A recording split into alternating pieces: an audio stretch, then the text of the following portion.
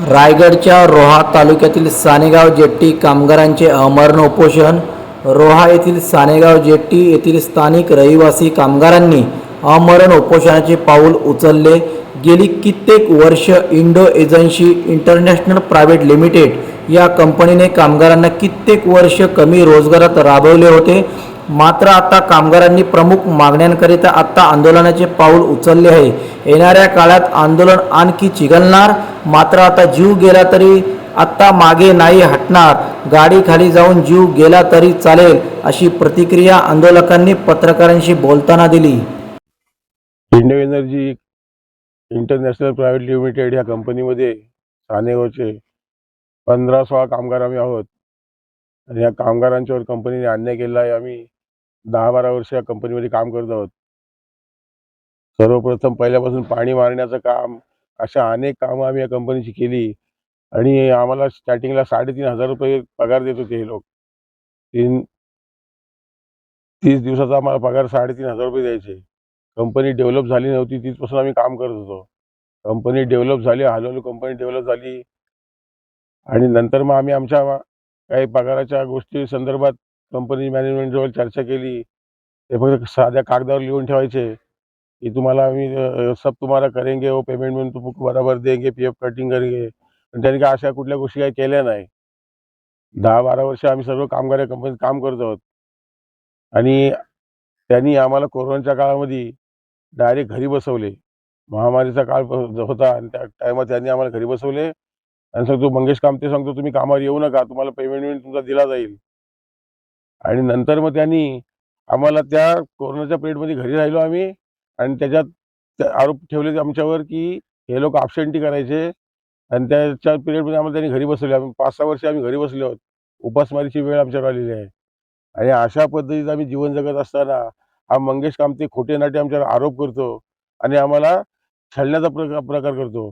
आमचा एक कामगार सुमित वाघमारे हा एक आमचा कामगार होता. या जाचाला कंटाळून शारीरिक त्याला मानसिक त्रास झाला आणि त्याचा मृत्यू झाला. आता उरलो आम्ही 14 कामगार आहोत. त्यातला आमचा एक वसंत मोहिते तो हा माणूस बघा कालपासून घायपेल झालेला आहे.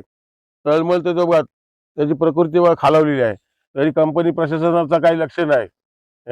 अशा पद्धतीत कामगार जीवन जगत आहेत. आणि कालपासून आम्ही उपोषणाला बसलो आहोत. पण कंपनीचा एकही अधिकारी आमच्याकडे येऊन बोलले तुम्हाला काय पाहिजे, आमच्या कंपनीकडे काय मागण्या आहेत, की आम्ही एवढे तुमच्याकडे वर्ष नोकरी केली, आता आम्हाला तुम्ही घरी बसवलेत, तर आम्हाला काय, आम्ही काय मागतोय? आमचा उर्वरित जो कामगारांना घरी बसल्यापासून आमचा पगार द्यायचा त्यांनी आणि आम्हाला कायमस्वरूपी कामावर घ्यायचे, ह्याच आमच्या मागण्या आहेत. पण कंपनी अजिबात आमची दखल घेत नाही. पोलीस प्रोटेक्शन मागवते ह्यांच्यासाठी, पोलीस प्रोटेक्शन मागवते ह्यांच्यासाठी, जेवायला खावायला घालतो ह्यांच्यासाठी मागवतो, आमच्यासाठी नाही मागवते. आम्ही काय भांडणं करायला बसलो? ह्यांना भीती कसली आहे?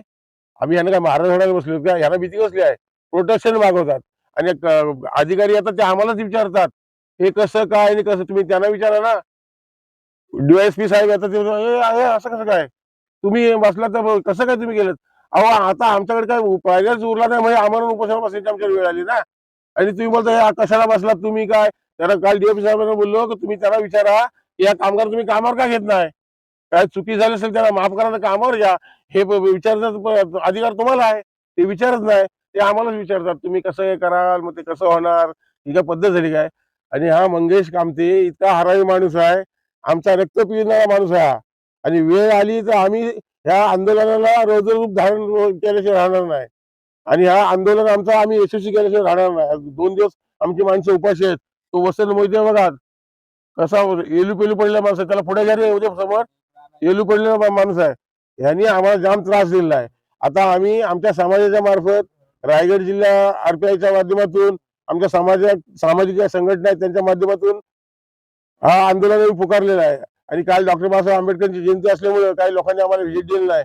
उद्यापासून आमचा सर्व समाज इथं उतरणार आहे आणि रौद्र रूप या उपोषणाला मिळणार आहे.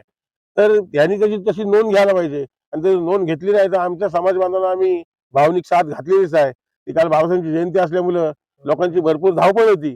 उद्यापासून सगळे लोक या आंदोलनाला उतरणार आहेत, आमच्या आंदोलनाला साथ देणार आहेत आणि उतरणार आहेत. बौद्ध समाजाचे सगळे लोक उतरणार आहेत. इतर धार्मिक संघटना आहेत त्यांना पण आम्ही आमंत्रण केलं, ते सगळे लोक उतरणार आहेत. आणि ह्यांना घाम पडल्याशिवाय राहणार नाही. आणि वेळ आली पडली ह्यांनी जर आमच्याकडे लक्ष दिलं नाही तर आम्ही ह्याचा सगळा व्यवसाय इथला बंद केल्याशिवाय राहणार नाही. पण त्यांनी किती पोलीस फोर्स लावू दे, एक तर आम्ही जगू तरी नाही तर मरू तरी. कंपनीला जागा चालते आणि कामगार चालत नाही. कंपनीला जागा चालते आणि कामगार चालत नाही. आज आम्ही 4-5 वर्ष घरी आहोत. आमच्या जागा जमिनी विकल्यामुळे मंगेश कामत्यासारखे हरामखोर लोक पाच पोट भरतात आणि आज आम्ही उपाशी राहतोय. आज आमची बायका बरोबर उपाशी राहतात. आम्हाला इथे उपाशी बसण्याची वेळ येते. काय कामगारांनी काय चोरी केली आहे काय? या जिल्ह्याची यंत्र प्रशासकीय यंत्र आहेत त्यांनी सुद्धा ह्याला जाब विचारायला पाहिजे. जिल्ह्याची प्रशासकीय यंत्र आहेत, रोहा पोलीस स्टेशनचे काही ऑफिसर अधिकारी आहेत, जिल्ह्याचे पोलीस अधिकारी आहेत, कलेक्टर साहेब आहेत, या लोकांनी ह्याला जाब विचारला पाहिजे. कामगार उपाशी बसतात, कामगार सगळ्या शो शायनिंग करतात, का करतात? त्यांनी काही तुमची चोरी केली नाही काय? हे त्यांना प्रश्न विचारायला पाहिजे. आणि हे त्यांना प्रश्न विचारता आमच्या कामगारांना प्रश्न विचारतात आणि त्यांना संरक्षण देतात. आम्ही काय त्यांना मारायला आलोत काय? तर ते मारणार आहेत काय? त्यांच्याकडे बलाढ्य पैसा आहे, आमच्याकडे पैसा आहे म्हणून आज आम्ही रस्त्यावरची लढाई लढतोय ना. या रायगडच्या जिल्ह्याच्या प्रशासनाने पण त्याचा विचार करायला पाहिजे गांभीर्याने. हे ह्या कंपनीला काय झालं का कंपनीला तुम्ही प्रोटेक्शन देणार, पोलिसांची 4च्या 4 मागवणार, उपयोग काय? कशासाठी? आम्ही काय इथं मारझोड करायला बसलोय काय? आज आमची परिस्थिती इतकी भयानक आहे. आज कालपासून आम्ही इथे आमचे कामगार उपाशी आहेत. त्याच्या विचारपूसीसाठी कुठली जिल्ह्याची यंत्रणा आली नाही, गव्हर्नमेंटची यंत्रणा कोण आली नाही. आणि उठसूट गाड्या येतात त्या मंगेशच्या ऑफिसमध्ये जातात. कशाला? त्याला संरक्षण झालं काय? तो बारका बाबू आहे तो, त्यांनी आमचा 15-16 लाखांचा वाटोळा केलाय भाडव्यांनी आणि तुम्ही त्याला संरक्षण देताय. हा, इथं ह्या गरीब कामगार उपोषणाला बसलेत, उपाशी आहेत, 5 वर्ष कामाला नाहीत. त्यांचा विचार तुम्ही करायचा का तुम्ही त्याला जाऊन थोपटता इथं? का त्याच्याकडे जाऊन काय ते निर्णय घेतो तो? काहीच निर्णय घेऊ शकत नाही. कामगारांच्या जीवनाचा प्रश्न आहे. आज आम्ही 2 दिवस झाले 14 तारखेपासून बसले आहोत. आम्हाला न्याय मिळाला नाही तर आम्ही अशीच बसू. आम्ही अंगावर पेट्रोल वाकेल होतं इथं आत्महत्या सुद्धा करू. इथं ह्याच्या गाड्या येतात चालू आहेत. आम्हाला काय सगळे पोलीस प्रत्येक धरून ठेवणार आहेत? आम्ही याच्या गाड्यांना झोपू आणि आत्महत्या करू. आम्हाला न्याय मिळाला तर